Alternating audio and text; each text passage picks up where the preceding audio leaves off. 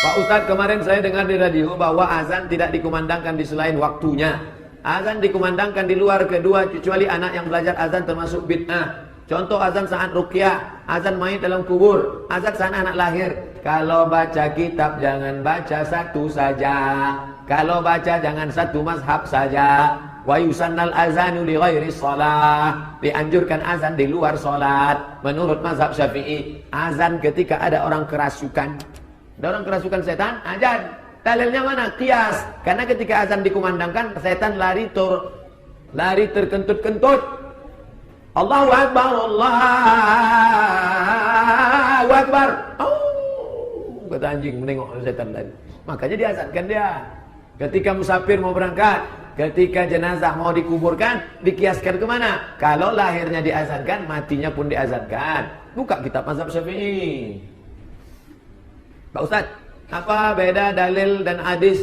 Bagaimana mengetahui dalil palsu dan hadis palsu? Kalau beli buku, jangan beli buku kalau tidak ada HR Bukhari, HR Muslim. Ini HR sopo iki? Ini HR siapa? HR, hadis riwayat siapa? Sahih Bukhari, Sahih Muslim, Sunan Abi Dawud, Sunan Nasai, Sunan Tirmidzi, Sunan Ibnu Majah, Musnad Ahmad bin Hanbal, Sunan Ad-Darimi, Musnad Tayalisi, Muwatta Malik. Kalau tak ada riwayatnya, jangan beli buku itu. Tapi beli buku kan sekarang disampul pakai plastik, Pak Ustaz. Sobek plastik, tengok intip-intip. Pas mau keluar ditarik, rupanya pakai CCTV. Ustaz, apakah kita boleh berpartisipasi dalam sistem yang belum menerapkan syariat Islam secara kafah? Kalau iya, apa dasarnya Pak Ustaz? Syekh Yusuf Qaradawi dalam kitab Min Fiqh Daulah, ketika Anda mencoblos kertas, Anda sedang bersaksi. Saya Abdul Somad bersaksi bahwa orang ini layak menjadi wali kota saya 5 tahun ke depan. Gunakan telinga, gunakan mata, dengar maklumat baik-baik, tengok informasi betul-betul, pikir, renung, istikharah, coblos. Karena kalau kita tidak memilih, pilihannya tinggal cuma 2, setan sama iblis. Pilihlah setan supaya iblis tak naik. Karena kalau tidak, iblis naik, hancur. Saya pernah mendengar tausiah Habib Rizik tentang iluminasi, gerakan membangkitkan tradisi. Mohon penjelasan konkretnya Pak Ustaz. Kalau udah Habib Rizik ceramah selesai sudah. Iluminasi, syukran, makasih. Illuminati adalah gerakan Yahudi internasional yang akan mengembalikan kerajaan Yahudi lama.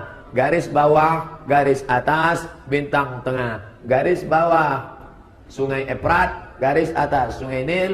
Dia membuat Great Israelian, kerajaan Israel Raya, dari Afrika sampai Asia. Maka semua program-program simbol mata satu, setan. Maka semua yang simbol mata satu.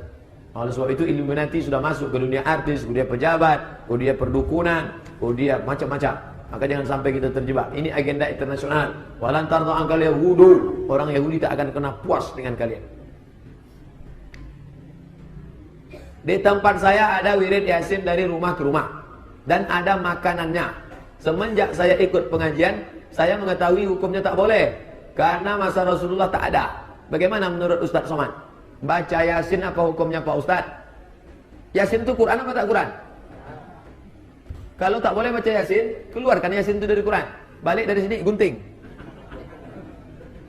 Nanti pas baca Quran, kok enggak kau baca Yasin? Udah lama aku ulang baca Yasin apa?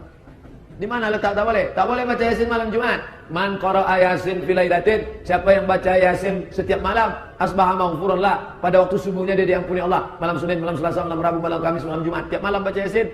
Kenapa kau baca malam Jumat? Aku tak sanggup tiap malam, maka aku pilih Sayyidul Ayyam malam Jumat. Malam Jumat pun tak sanggup, mati aja lah. Innalillahi wa inna ilaihi raji'un. Kenapa dibaca bersama-sama? Kata Ibnu Taimiyah, baca Yasin, baca Quran sama-sama itu kata dia la ba'sa bih, boleh, tak masalah. Tapi kalau bacaannya tak bagus, kata Imam Al-Buhuti, makruh.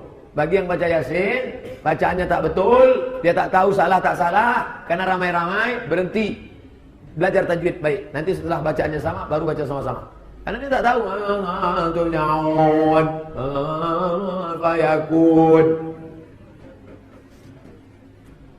Apakah Ustadz tahu mengenai penyakit Ain? Apa sebabnya? Ain sebabnya adalah hasad, benci. Ketika saya benci tengok bapak mobilnya bagus, saya tengok lama-lama, lalu kemudian Ain. Al-Ain hak. Penyakit ain itu hak. Dari mana? Benci datang dari hati. Jadi ternyata setan datang mengabulkan keinginan kejahatan. Maka dia datang. Maka orang yang kena penyakit ain ini diruqyah. Kemana pergi ruqyah? Masjid Al-Falah, lantai bawah. Rumah sehat, Ustadz Saifullah. Rumah sakit ibu dan anak Zainab. Rumah sakit ibu dan anak Zainab. Ingat ibu, ingat anak, ingat Zainab. Ada ruqyah di situ. Ustaz, apa maksud hadis Rasulullah tentang 73 golongan? Yahudi terpecah 71, Nasrani terpecah 72, umat Islam 73. Setelah dihitung Ibnu Taimiyah, ternyata bukan angka nominal. Karena Nasrani lebih banyak daripada 72. Lalu apa maknanya? Yahudi banyak, Nasrani banyak, Islam lebih banyak.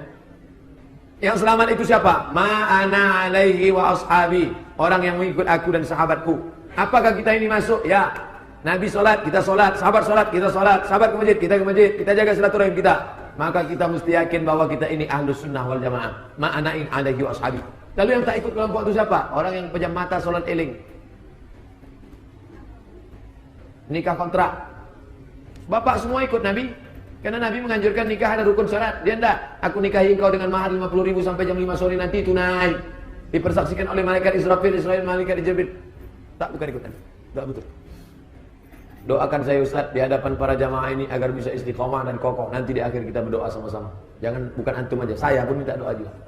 مولاي صل وسلم دائما أبدا على حبيبك خير الخلق كلهم مولاي